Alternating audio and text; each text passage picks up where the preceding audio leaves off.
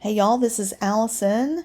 I am hanging out in my space to craft, and I just finished a beautiful page using some My Mind's Eye papers. So go back and watch that video. It's called Last Dance. It's also from the 30 Days of Sketches. Now, so I've cut um, a sheet of paper, and I used thin paper because I have all these tiny scraps sitting on my desk. And I decided I would do a quilted card. And so the My Mind's Eye paper is pretty thick. And so in order to not make it horribly thick, I'm just using a thin paper photo mat as a base for my scraps. I have cut it the full size of an A2 card, which is 4¼ by 5½. And that's so that I can trim a little bit off after I finish it, just to clean up the edges and still have just a very small border showing. So I'm simply going through and taking the scraps, cutting them in some cases even smaller, like this one, and gluing them straight onto the page. I'm using a quick drying liquid glue instead of roller adhesive. And I am going to I have this extra piece of blue here I'm going to use. And then I think I even end up at some point cutting off a little bit from the bigger paper scraps that I have. I'm just trying to mix up and make sure that the same papers are not right next to each other. It's easier when two sides of these papers are beautiful. I think there was only one side that I didn't really want to use, maybe two. There was one with a bunch of words on it I didn't want to do because then I would have to worry about orientation a little bit. So I'm just building a random quilt. Now I've done this before where you make everything 1/2 inch scraps or strips and do it that way. But this, I decided, let's embrace the randomness and see what we can come up with. So I'm just trying to make space, make sure there's a little pink everywhere, a little of the dark green, a little floral. I'm just trying to get everything to coordinate. Now, when it comes to going off the page, I'm okay if it goes off just a tiny bit. As I said, I'm going to trim it up, so I don't worry about it fitting exactly within the confines of that matte paper, though it mostly does. And then these small, I end up with a few small sections that I have to worry about a little bit. And I'm just trimming as I go, just taking a fraction off. Now I'm cutting that because I can use it somewhere else.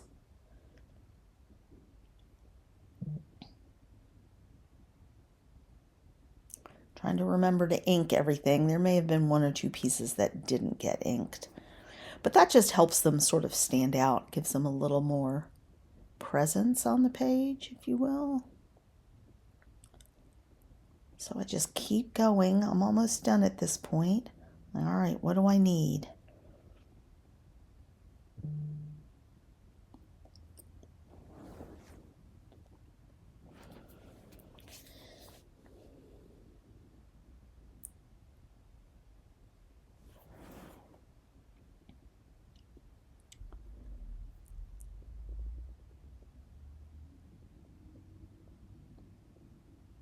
All right, so just a couple more little pieces.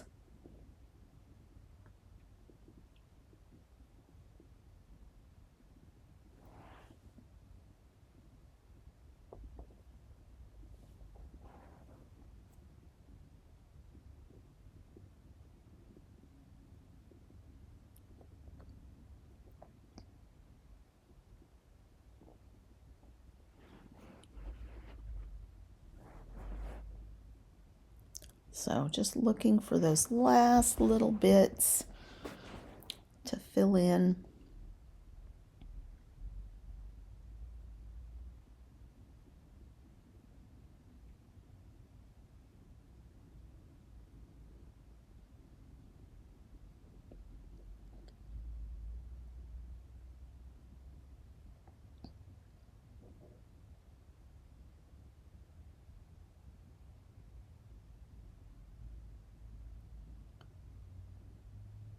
And it looks like I have 2 more tiny sections.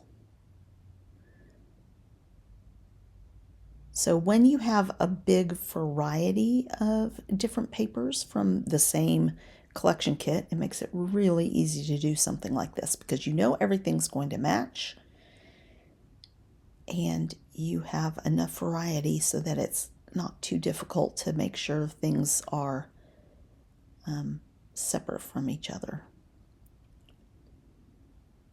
All right, last little strip. And I think I end up cutting it. Aha. So I have used up almost every bit of those little scraps that I took off. And so now I'm just going to, I wanted one more little piece of pink somewhere because I didn't have as much pink on the page as I wanted. And I had this one little gap. So that is going to be perfect.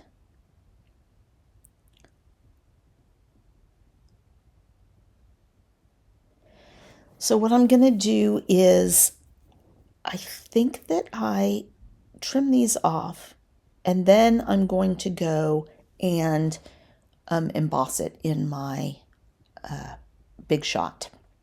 So I pick an embossing folder that has some curved lines on it. So this is, I'm not sure if you can see that, but embossing it just really makes it look like a quilt. There are some embossing folders that even have stitches, or you can get some stamps that have stitches on it. I know May Made It has some of those. And I've trimmed this on my trimmer just a fraction so you can see just a little tiny bit of that white card shows on the back. And I pulled out a sentiment from my little sentiment bin, a ready-made sentiment that I thought matched.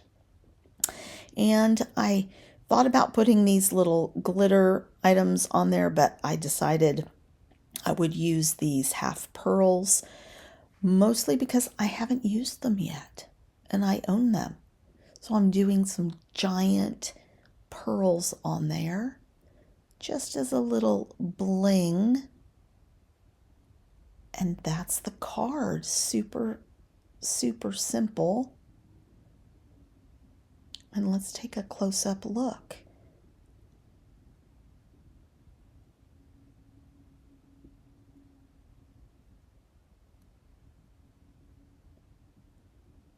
So thanks for watching this, you guys. Give it a thumbs up and subscribe to my channel and come back for more content. I've got another scrapbook page coming up for my next video. And this is just a beautiful and simple card. Thanks a lot, you guys.